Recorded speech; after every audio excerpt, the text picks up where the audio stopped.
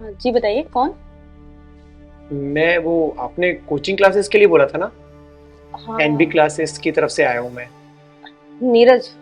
जी madam. एक minute में तुझसे बाद में बात करती हूँ प्रिया। ठीक है। हाँ आइए। एक मिनट। ये स्लीपर ना बाहर ही उतार दीजिए क्योंकि हमारे यहाँ पे ना बाहर के स्लीपर अंदर यूज नहीं होते। कोई दिक्कत नहीं मैडम, मैं उतार देता हूँ।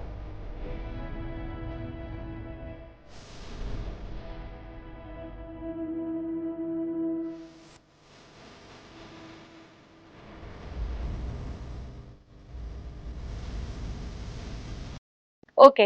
Let's come to the point. अब मेरे बेटे को पढ़ा पाएंगे? बिल्कुल मैडम। ग्रेजुएट हूँ और आपने एनबी क्लासेस में फ़ोन किया था, तो वहाँ पर मैं मेन टीचर हूँ। तो मेरी क्वालिफिकेशन के हिसाब से तो मैं आपके बेटे को अच्छी तरीके से पढ़ा पाऊंगा।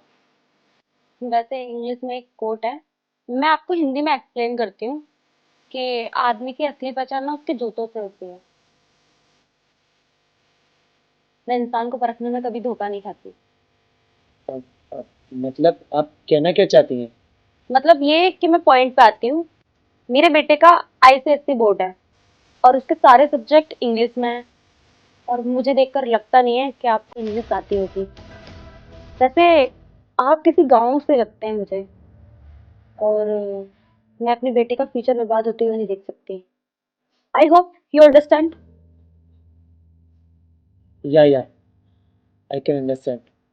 पर मुझे ना हादी के भविष्य को देखकर बिल्कुल भी अच्छा नहीं लग रहा। बेचारा, उसके भविष्य की सोच सोच कर मैं तो टेंशन में ही आ गया। चलिए, कोई दिक्कत नहीं मैम, मैं चलता हूँ। आप कहना क्या चाहते हैं? मैं क्या कहना चाहता हूँ मैडम, एक बच्चे की पहचान उसकी माँ से होती है कि उसको कैसे संस्कार दिए गए हैं। अरे जिस माँ के संस्कार, जिस माँ की सोच ही ऐसी हो, तो उस बच्चे पर क्या ही बीतेगी, उस बच्चे की सोच कैसी होगी। आप कहना क्या चाहते हैं मैं अपने बच्चे को अच्छे संस्कार नहीं दे रही? उसको अच्छे संस्कार नहीं देती ना तो मैं आपकी कोचिंग से कोच हायर नहीं करती। देखिए मैडम, किसी अच्छी कोचिंग से कोच हायर करने से ये नहीं मतलब होता कि उसकी माँ उसके लिए बहुत अच्छी है, अच्छा सोच रही है, या उसके अच्छे संस्कार हैं। उसके लिए उसकी माँ की सोच और उसके संस्कार भी अच्छे होने चाहिए। अभी आपने क्या किया, आपने मुझे मेरे कपड़े देखकर, मेरे पहनावे को देखकर, मेरे जूते को देखकर आपने जज कर लिया और क्या बोला कि मुझे इंग्लिश का ई तक नहीं आता होगा। For your kind information madam, मैं ना स्टेट लेवल का टॉपर हूँ और मैंने यूपीएससी क्लियर कर रखा है। और इसी वजह से आपने जिस कोचिंग में कॉल किया ना, उसका मैं मेन टीचर हूँ। और फिर भी अगर आपको ऐसा लगता है कि मैं आपके बेटे के लिए काबिल नहीं हूँ, तो मैडम इसमें मैं क्या ही कर सकता हूँ। और आपके लिए ना एक बात और बता दूँ। हाँ सही कहा, मैं गांव वाला ही हूँ, क्योंकि मैं सादा जीवन व्यतीत करना ज़्यादा अच्छा समझता हूँ बजाय दिखावे के। मैं आप लोगों की तरह दिखावा नहीं कर सकता। और आपकी किताब में ना अनपढ़ होने की परिभाषा बिल्कुल गलत है।